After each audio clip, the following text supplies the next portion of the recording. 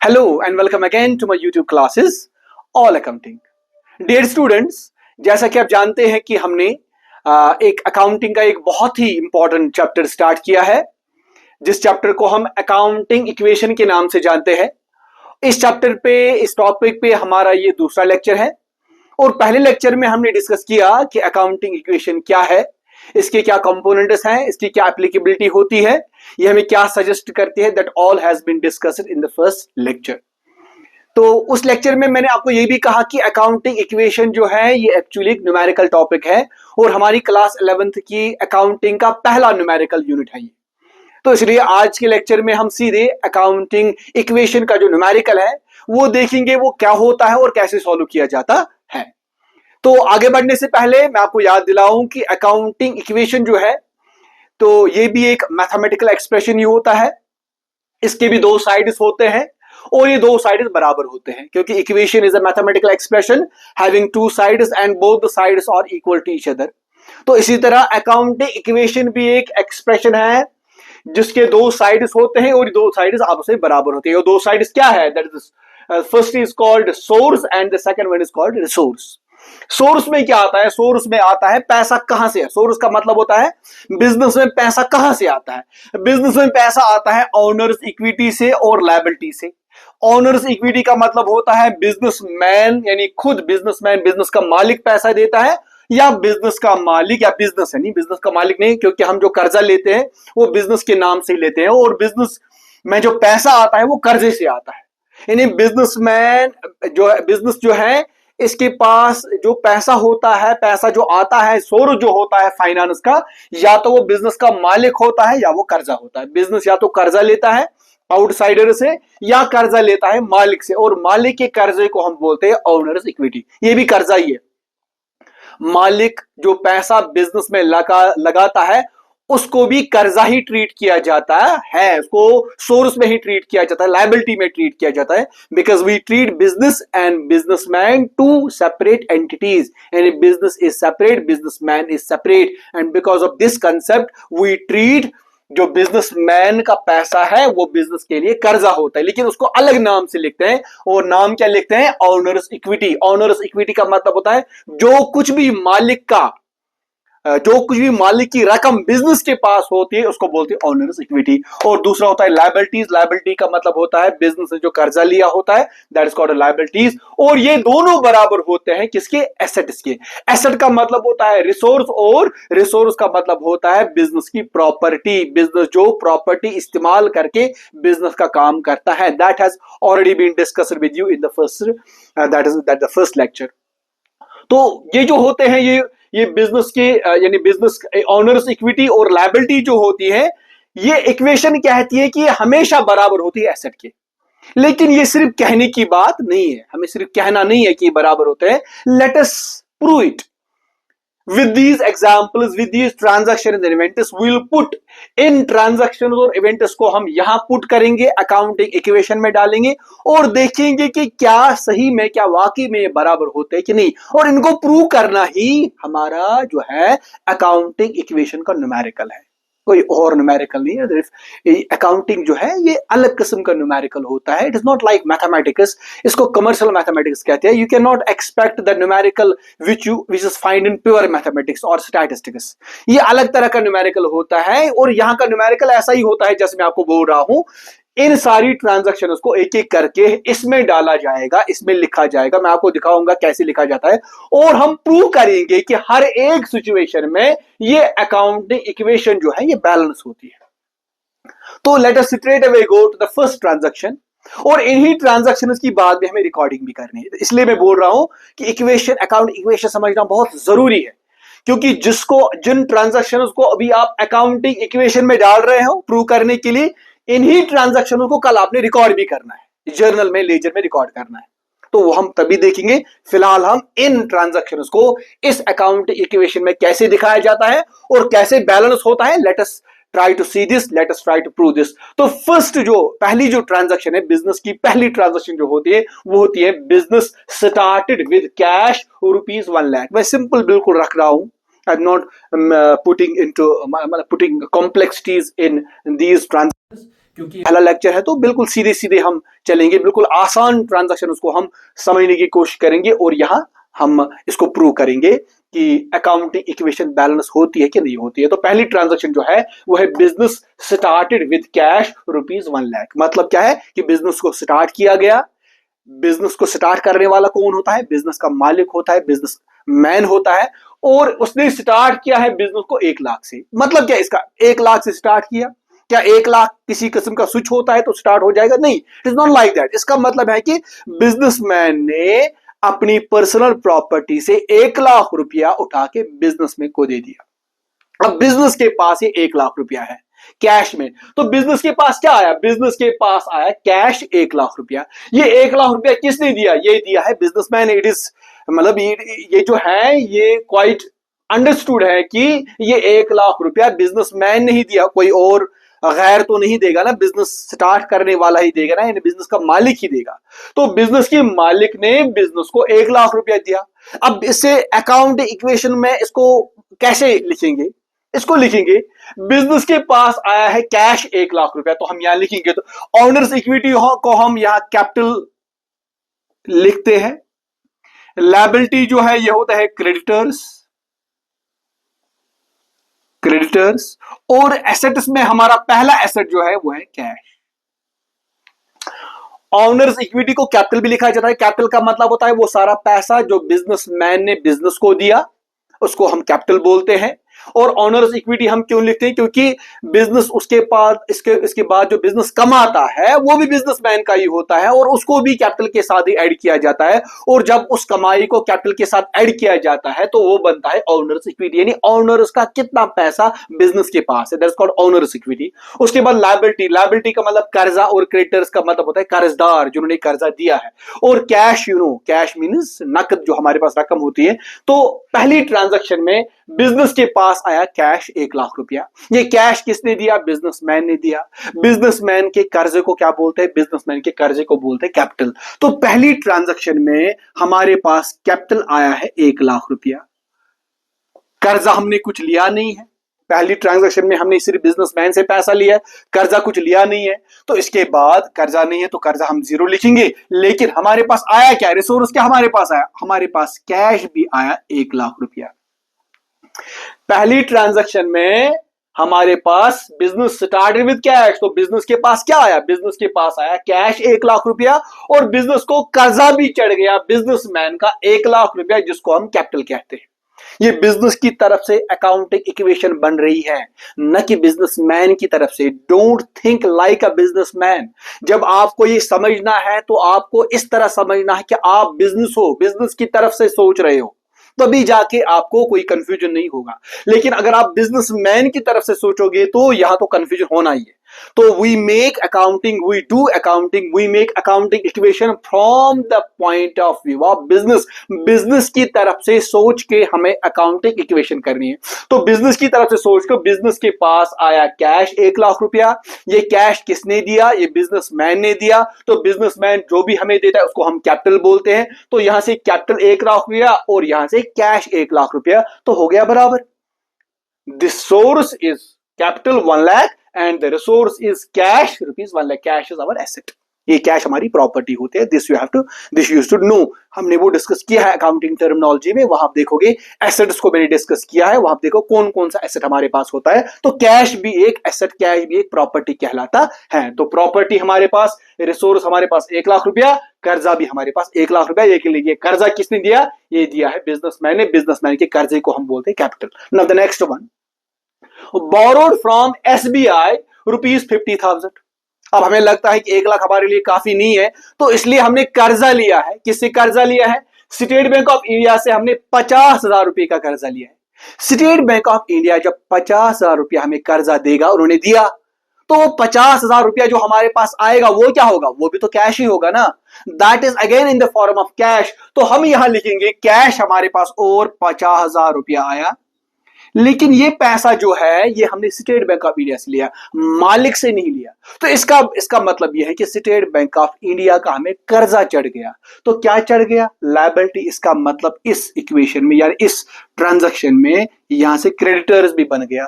तो here it is equal to, हम अब कैपिटल पे इसमें कोई असर नहीं पड़ता है। This is the second transaction.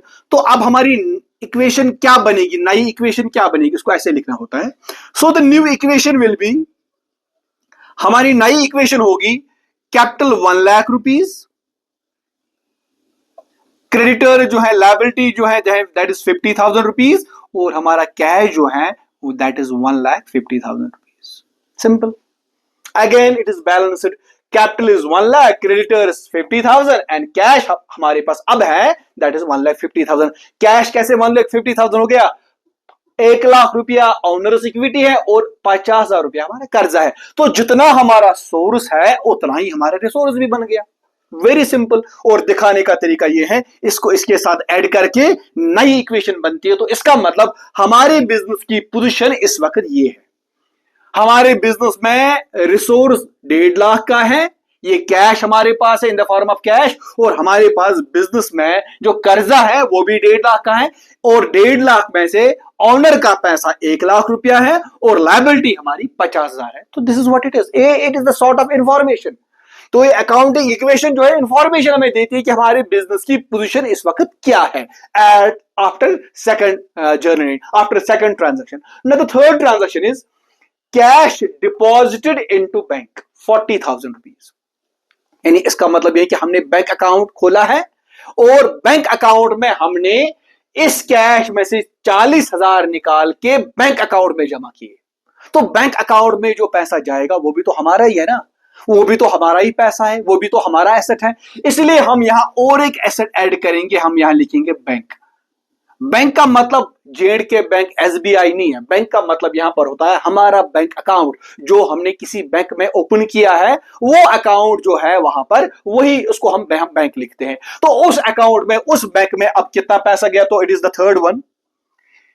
यहां तो बैंक के साथ कोई यहां it was not existing here at all, तो हम यहां 0 लिखेंगे। तो इस थर्ड वाली ट्रांजैक्शन में हमारे बैंक में जो आते हैं 40,000 रुपए आते हैं बैंक में। ये 40,000 हम यहां ऐड करेंगे, बैंक में ऐड करेंगे। लेकिन आते कहां से? ये आपने कैश डिपॉजिटेड इनटू बैंक, आपने बिजनेस में से 40,000 रुपया निकाल के बैंक में जमा किया। बस इस ट्रांजैक्शन में यही होता है। इसमें लायबिलिटी पे कोई असर नहीं पड़ता है, इसमें कैपिटल पे कोई असर नहीं पड़ता है। तो हमारी जो अब इक्वेशन बनेगी, हमारे बिजनेस की जो अब पोजीशन होगी, the new equation will be, जो हमारी नई इक्वेशन होगी वो होगी कैपिटल 1 लाख रुपया, हमारे क्रेडिटर्स अभी भी 50,000 रुपए है, और अब हमारा कैश रह गया सिर्फ 1,10,000। ये 40,000 कहां गए? ये गए बैंक में। इससे पहले हमारे पास एक ही किस्म का एक ही एसेट था, दैट वाज कैश। लेकिन अब हमारे पास 2 एसेट्स है, एक है कैश इन हैंड, दूसरा है cash at bank. Cash in hand, cash at bank. अब हमारे पास 2 एसेट हैं, इसी एसेट को 2 एसेट में डिवाइड किया गया। हमने कैश में से 40,000 निकाले तो हो गया माइनस, और ये 40,000 कहां हो गए ऐड? ये बैंक में हो गया। Again it is balanced. ये है 1,50,000, ये भी है 1,50,000। तो this is the position at this time. इसके बाद हमारी चौथी ट्रांजैक्शन को हम यहां डाल के देखते हैं, that is purchase machinery for cash 10,000। हमने अब मशीनरी ली है नकद में, 10,000 की मशीनरी ली है। तो क्या होगा? इससे मशीनरी आएगी। इसका मतलब यहां पर और एक एसेट ऐड हो जाएगा, मशीनरी। तो मशीनरी का हिसाब हम यहां से, यहां तो मशीनरी नहीं है, यहां भी मशीनरी नहीं है, यहां भी मशीनरी नहीं है। आपकी सहूलियत के लिए मैं लिख रहा हूं, otherwise we did not write it here. यहां भी मशीन का कोई तस्वर नहीं था, यहां नहीं है, यहां इस न्यू इक्वेशन में भी नहीं। लेकिन इसके बाद ये जो ये इक्वेशन है, ये जो नई इक्वेशन बन रही है, तो यहां पर हम ऐड करेंगे मशीनरी 10,000 रुपए की, क्योंकि हमने मशीनरी खरीदी है 10,000 रुपए में। तो 10,000 की मशीनरी ऐड हो जाएगी, एसेट ऐड हो जाएगा। लेकिन 10,000 कैसे खरीदे? For cash. इसका मतलब कैश निकल गया है, कैश को हम माइनस करेंगे 10,000 रुपया।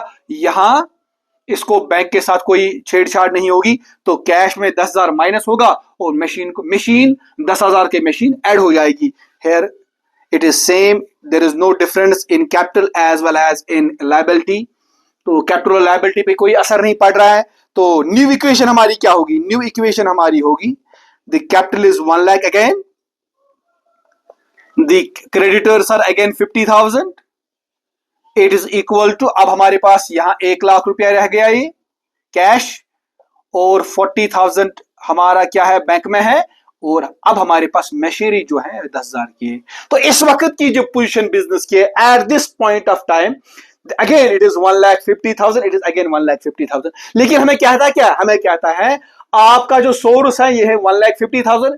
ये सोर्स किस पर मबनी है? इस सोर्स में 1 लाख रुपया बिजनेसमैन ने दिया है, 50,000 आपका कर्जा है, और इससे आपने क्या, आपके पास कैश इस वक्त रिसोर्स जो है, रिसोर्स में आपके पास कैश 1 लाख रुपए का है, बैंक में आपके 40,000 है, और आपकी मशीन जो आपके पास है वो 10,000 की है। This is what it is, very simple. So it gives us information as well, and this is how these transactions are put into account equation. And आप देख रहे हो कि हर एक इक्वेशन पे, हर एक पॉइंट पे अकाउंटिंग इक्वेशन जो है ये बैलेंस है, ये बराबर है, not difficult at all. Next one is the fifth one. तो पांचवी ट्रांजेक्शन कहती है purchase machinery from mister x 5,000। Again हमने फिर से मशीनरी खरीदी है, तो यही मशीनरी आगे आएगा। तो मशीनरी खरीदी है 5,000 की, तो हम यहां करेंगे 5,000 मशीन को ऐड, तो अब हमारी मशीनरी आ गई 15,000 की। लेकिन हमने खरीदी है फ्रॉम मिस्टर एक्स, कैश का कहीं जिक्र इसमें नहीं है, तो इसका मतलब ये 5,000 की मशीन जो हमने खरीदी है एक्स से, ये हमने उधार में खरीदी है। तो इसका मतलब है कि मिस्टर एक्स जो है ये हमारा क्रेडिटर बन गया, इसका कर्जा चढ़ गया, ये क्रेडिटर बन गया, तो हम क्रेडिटर में ऐड करेंगे यहां 5,000। बाकी इस पे कोई असर नहीं, इस पे कोई असर नहीं, कैपिटल पे कोई असर नहीं पड़ा। तो हमारी जो नई इक्वेशन बनेगी, हमारी न्यू इक्वेशन जो होगी वो होगी, न्यू इक्वेशन हमारी होगी that will be 1 lakh is capital. अब हमारे पास कर्जा कितना है? 55,000 हमारा कर्जा बन गया, क्योंकि 50,000 हमने बैंक से लिया था, 5,000 रुपया हमने अब उधार लिया है मिस्टर एक्स से, और इसके बाद कैश पे कोई असर नहीं पड़ा। अब बैंक में हमारे 40,000 है, लेकिन अब हमारी मशीन जो है, मशीन अब हमारे पास है 15,000 की। Again you can count this, you can add up this, and this is equal to 1,55,000. Again it is balanced. Now we can, at the position right now in our business is that we have got source 1,55,000 and source में हमारा capital 1 lakh का है और liability 55,000 है, और resource में हमारा cash है 1 लाख रुपया, बैंक में हमारी 40,000 है, और मशीन हमारे पास है 15,000 की। This is what it indicates. Now the next one is that is the sixth one. हमारी छठी जो क्या कहते हैं ट्रांजैक्शन है वो है purchased goods by cheque. Purchased goods by cheque, हमने चीजें खरीदी है बेचने के लिए बाय चेक, लेकिन पैसा कैश नहीं दिया है, चेक दिया है। चेक कहां जाएगी? चेक जाएगी हमारे बैंक में, और बैंक से हमारे अकाउंट से पैसे जाएंगे। तो इसका मतलब है बैंक से पैसे जाएंगे तो हम यहां माइनस करेंगे। कितने चीजें खरीदी है? 10,000 की, तो हम यहां माइनस करेंगे 10,000। और चीजें खरीदी है जिनको हमें बेचना है लेकिन अभी बेचा नहीं है, जो चीजें हमने खरीदी है जिनको हमें बेचना है लेकिन अभी बेची नहीं है, उन चीजों को हम बोलते हैं स्टॉक। तो यहां हमारा एक और एसेट ऐड हो गया, स्टॉक। तो ये हमारी प्रॉपर्टी ऐड हो रही है। तो यहां से बैंक में माइनस हो गया लेकिन यहां स्टॉक में ऐड हो गया, तो दैट इज, यहां हम लिखेंगे 10,000 रुपया। Stock is 10,000 rupees. ये मैं लिख रहा हूं, ये this is stock is 10,000 rupees. तो यहां कोई असर नहीं पड़ रहा है। परचेज गुड्स बाय चेक से कैपिटल पर कोई असर नहीं पड़ रहा है, लायबिलिटी पर कोई असर नहीं पड़ रहा है, बल्कि बैंक से पैसे निकल रहे 10,000 रुपया और हमारे पास स्टॉक आ रहा है 10,000 का। So the new equation will be now, हमारी जो नई इक्वेशन होगी, कैपिटल में कोई असर नहीं, लायबिलिटी में कोई असर नहीं है, तो न्यू इक्वेशन विल बी, हमारी नई इक्वेशन जो होगी वो होगी दैट इज 1 लाख कैपिटल, उसके बाद 55,000 इज अवर लायबिलिटी, इसके बाद कैश हमारे पास फिर से 1 लाख रुपया जारी है। नेक्स्ट वन इज बैंक में अब हमारे पास सिर्फ 30,000 है, इसको यहां से माइनस करेंगे, और 15,000 जो है हमारे पास जो है मशीनरी है। अब हमारे पास और एक एसेट आया है स्टॉक 10,000 रुपए का। This is our position right now. At this point of time we have 1,55,000 our source, and हमारे पास जो एसेट्स है, रिसोर्स जो हमारे पास है वो है cash 1 lakh rupees, bank 30,000 rupees, machinery 15,000 rupees, और स्टॉक जो हमारे पास है वो है 10,000 रुपए का हमारा स्टॉक है.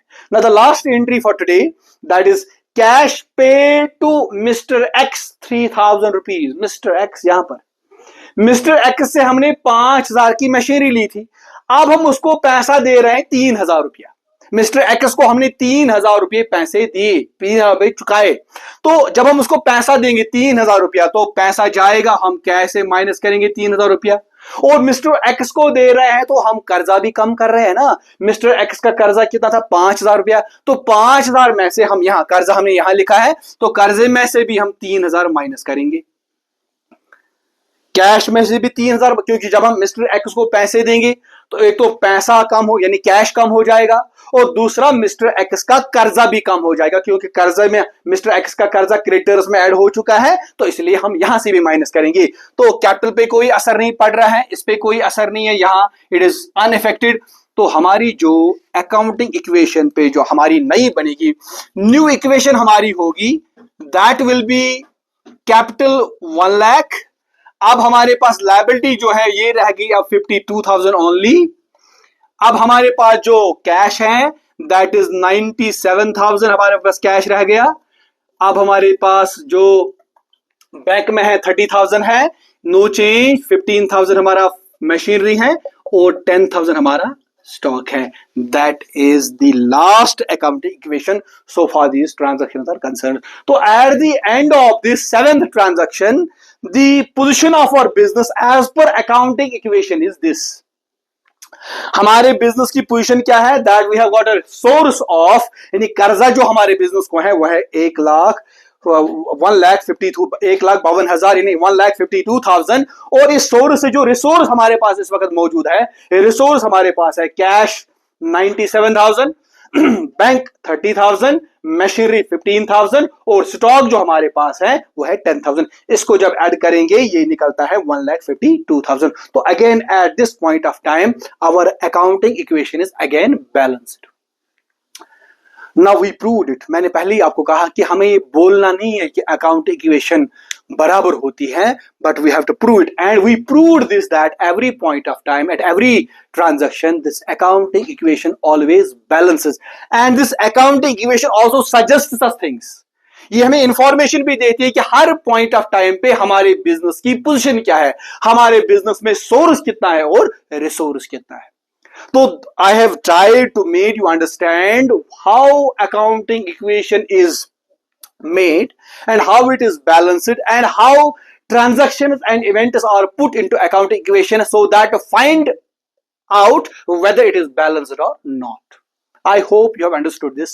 This is not difficult. We are not going to do only this much transactions. We are going to do so many transactions, so many practical problems on this very particular topic, so that I have a clear understanding of this. But that all will be discussed in my future lectures. Until then, I wish you best of luck. Allah Hafiz. Take very good care of you. Thank you so much.